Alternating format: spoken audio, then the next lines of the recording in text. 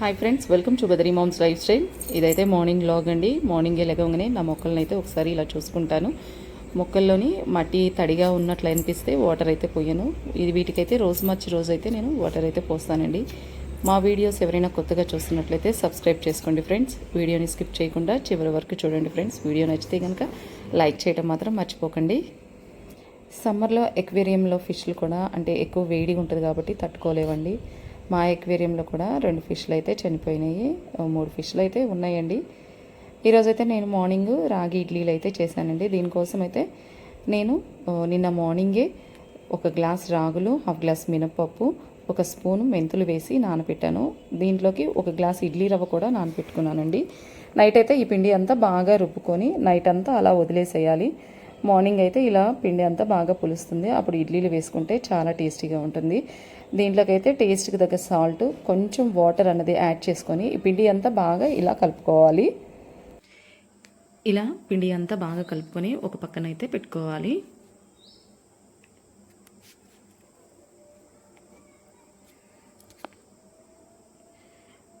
ఇప్పుడు ఇడ్లీ పాత్రలోని ప్లేట్లకి ఇలా oil apply చేసుకొని, ఆయిల్ కానీ నెయ్యి కానీ అప్లై చేసుకోవచ్చు. నేనైతే నెయ్యి అన్నది అప్లై చేస్తున్నానండి.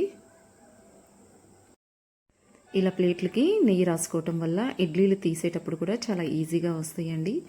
నేనైతే నెయ్యి అన్నది ఇంట్లోనే ప్రిపేర్ చేస్తాను. 10 డేస్కి ఒకసారి అయితే నేను ఇలా నెయ్యి అన్నది ఇంట్లోనే ప్రిపేర్ చేసుకుంటానండి. ఎందుకంటే మా ఇంట్లో పిల్లలు అయితే చాలా ఇష్టంగా తింటారు. ఇప్పుడు ఈ పిండి అంతా ఇడ్లీ ప్లేట్లలోకి అయితే వేసుకోవాలి. ఇలా మిల్లెట్స్తో చేసేటప్పుడు ఏంటంటే పిల్లలు త్వరగా ఇడ్లీలు ఇలాంటివి త్వరగా తినరండి. అలాంటప్పుడు ముందు వాళ్ళకి దోశలాగా చేసి కనుక పెడితే వాళ్ళు ఇష్టంగా తింటారు. అలా దానికి కొంచెం అలవాటు అయిన తర్వాత ఇలా ఇడ్లీలు కూడా చేసి పెట్టండి. పిల్లలు కూడా చాలా ఇష్టంగా తింటారు. మిల్లెట్స్ని నానపెట్టేటప్పుడు అంటే ఇడ్లీ పిండికి కానీ దోశ పిండికి కానీ నానపెట్టేటప్పుడు మినిమం 6 to 8 అవర్స్ అయితే ఖచ్చితంగా నానపెట్టుకోవాలి. ఈలోపు అయితే మనము ఇడ్లీ పిండి ప్లేట్లలో వేసుకునేలోపు స్టవ్ ఆన్ చేసి ఇలా ఇడ్లీ పాత్రలో కొంచెం వాటర్ పోసుకొని కొంచెం వేడి చేసుకోవాలి. తర్వాత ఈ ప్లేట్లని దీంట్లో పెట్టేసి ఒక 15 to 20 మినిట్స్ అయితే ఇడ్లీలు అన్నది ఉడకపెట్టుకోవాలి. ఇదైతే ఆల్రెడీ నేను ఇంట్లో ప్రిపేర్ చేసిన నెయ్యి. ఇది నేను బాటిల్లోకి అయితే తీసుకుంటున్నానండి. 10 డేస్కి ఒకసారి అయితే నాకు నెయ్యి అయితే నేను ఇట్లా ప్రిపేర్ చేసుకొని పెట్టుకుంటాను. పిల్లలు ఏంటంటే నెయ్యి చాలా ఇష్టంగా తింటారు. మా ఇంట్లో కూడా పిల్లలు బాగా తింటారు. అందుకే నేను ఇంట్లో ఏదైనా పిండి వంటలు చేసినా కూడా ఇలా అప్పటికప్పుడు నెయ్యి తయారు చేసుకొని వాటిల్లోకి అయితే యూజ్ చేస్తాను. పిల్లలు కూడా చాలా ఇంట్రెస్ట్గా తింటారు. ఇప్పుడు ఈ ఇడ్లీలోకి అయితే నేను పల్లీల చట్నీ అయితే చేస్తున్నాను. ముందు స్టవ్ ఆన్ చేసి బాండి పెట్టుకోవాలి. ఇప్పుడు పల్లీలు వేపడానికి కొంచెం ఆయిల్ అనేది వేసుకోవాలి. ఆయిల్ కొంచెం హీట్ ఎక్కిన తర్వాత ముందైతే పచ్చిమిర్చి వేసుకోవాలి. పచ్చిమిర్చి అనేది మన కారాన్ని బట్టి వేసుకోవాలి. ఇవైతే అంత కారం లేవు, అందుకనే నేను ఒక 6 పచ్చిమిర్చి అయితే వేశాను.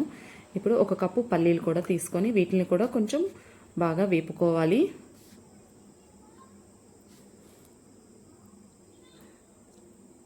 ఇవి వేగిన తర్వాత దీంట్లోకి జీలకర్ర కూడా వేసుకొని ఇది కూడా ఒకసారి ఇలాగా వేపుకోవాలి.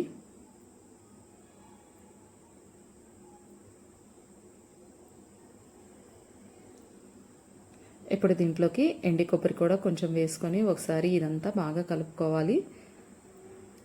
తర్వాత దీంట్లోకి కొంచెం చింతపండు కూడా వేసుకొని ఒకసారి అయితే మళ్ళీ పల్లీలంతా ఒకసారి కలుపుకోవాలి. ఇలా ఒక 2 మినిట్స్ కలుపుకున్న తర్వాత స్టవ్ ఆఫ్ చేసి ఇవి చల్లారిన తర్వాత మిక్సీ వేసుకోవాలి.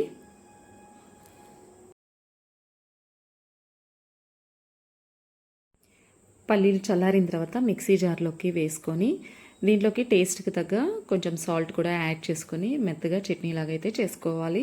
మధ్య మధ్యలో కొంచెం వాటర్ యాడ్ చేసుకొని రాగులతో ఈ విధంగా వారానికి 1-2 సార్లు ఇడ్లీ కానీ దోశ కానీ వేసిన హెల్త్ కూడా చాలా మంచిదండి. పిల్లలు కూడా చాలా ఇష్టంగా తింటారు. ఈ విధంగా చట్నీ అంతా మెత్తగా మిక్సీ వేసుకోవాలి. ఇప్పుడు టిఫిన్ ప్లేట్లోకి ఇడ్లీలు వేసుకొని టేస్ట్ చూసి ఎలా ఉంది అన్నది చెప్తాను.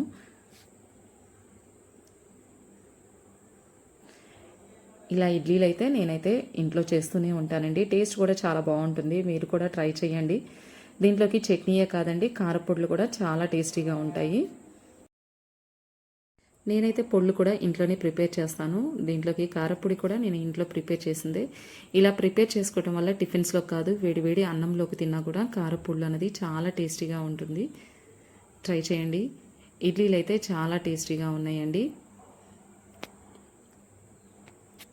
ఈ వీడియో మీ అందరికీ నచ్చిందని నేను అనుకుంటున్నాను ఫ్రెండ్స్. మీ కనుక మా వీడియోస్ నచ్చితే లైక్ చేయండి, షేర్ చేయండి, కమెంట్ చేయండి. కొత్తగా మా ఛానల్ ఎవరైనా చూస్తున్నట్లయితే సబ్స్క్రైబ్ చేసుకోండి friends. Okay, thank you for watching this video.